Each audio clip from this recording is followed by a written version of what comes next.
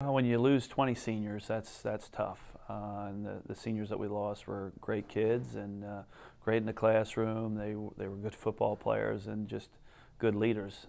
So that's tough. You know, it's different. If there's one bright spot in the backfield is we have two quarterbacks with starting experience with Brock Gosling and Spencer Moser.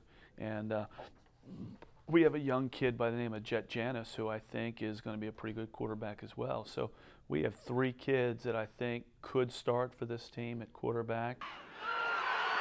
We've always had a fullback. 21 years, I've always known who's going to run the ball for us, who's going to be our workhorse, and I'm not sure this year. Someone's going to have to step up because Austin Hartman's not walking through those doors.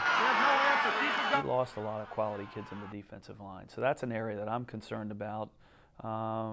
We're not very big. Coach Loudy, our defensive coordinator, Chris Loudenslager, plays a lot of kids on defense. So whether they were starters a year ago or whether they weren't, we do have some good returning kids. I think our secondary should be a strength of our team. Said, with the kids that we have, I think we can win the special teams. And I thought the special teams really helped us a lot last year. And we've worked hard in the offseason with our special teams. And you're talking about two solid kids there in the kicking game.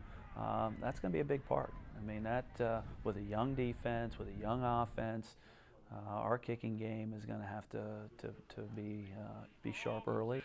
Some of our underclassmen have really stepped it up. Our sophomore crew is probably, they've exceeded my expectations as far as their work habits. We'll find out over the next two weeks who's prepared and who hasn't, and who's ready to make the step up.